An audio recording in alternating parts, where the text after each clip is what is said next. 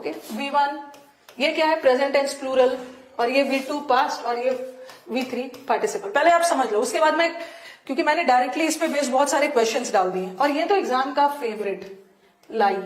लाई का दो मतलब होता है। एक लाई का मतलब है झूठ बोलना, स्पीड में चलते हैं, झूठ बोलना। अगर कल आपने किसी से झूठ बोला तो लाइड और लाइड, V2 भी लाइड और V3 भी लाइड, V3 भी लाइड। ओके। टेलीग्राम का लिंक आपको कंटिन्यूअसली आप कमेंट बॉक्स में पिन किया जा रहा है, तो टेलीग्राम से जुड़ जाइए, ठीक है। अब तो मैं इंस्टा पे भी मैंने सोचा है कि टेलीग्राम पे तो हर दिन आपके 10 क्वेश्चन जाते हैं, बट इंस्टाग्राम पे मैं एक ही क्वेश्चन डालूंगी, बट थोड़ा सा खतरनाक वाला। खतरनाक मतलब थोड़ा सा उसमें सोचना है। एक लाई का मतलब है झूठ बोलना, और एक लाई का मतलब होता है ना, यू लाई ऑन बेड, लेटने के सेंस में, ठीक है, बेड पे लेटने के सेंस में। तो उसका V2 क्या होगा, ले ले ले। और उसका V3 बताइए। हाँ, लेड नहीं होगा, यही गलती कर देते हो आप लेड बोलोगे, लेड लेड, बट ये गलत है, ठीक है, ये गलत है। लेट होता है, बता रही हूँ। लेटने का V2 इज ये, और V3 is lane lane. Okay, this is lane lane lane लेन।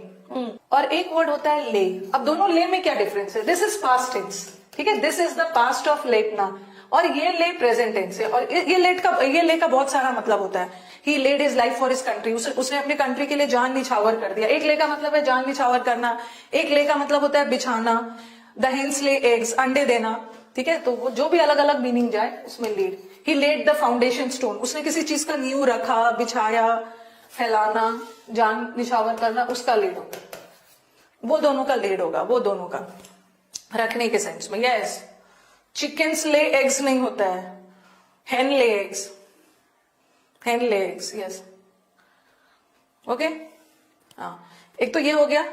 ले वाला याद रखना, ले वाला पे बेस मैंने बहुत सारा क्वेश्चंस दिया है, बस मैंने अभी आपको समझा दिया।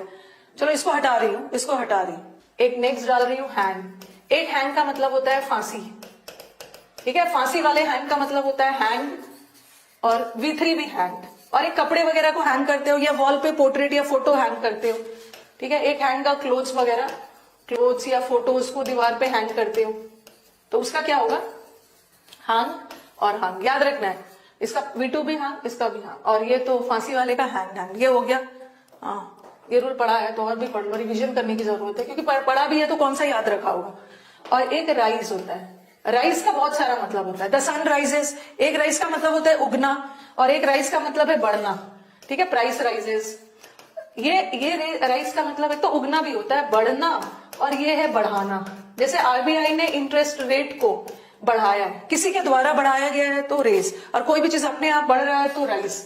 वैसे रेस का मतलब आवाज उठाना भी होता है। आपने करप्शन के खिलाफ अपनी आवाज उठाई, या he raised many questions in class, उसने क्लास में बहुत सारे क्वेश्चंस उठाए, चाहे जो भी हो।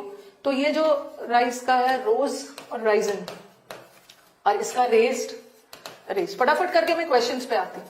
Race race race race race. Steno वाले ना दुनिया से अलग परेशान है। ये स्टेनो वाले को दुनिया की सबसे ज्यादा परेशानी स्टेनो वालों की है। सब सेम होता है, सब सेम होता है भाई। स्टेनो भी SSC ही लेता है।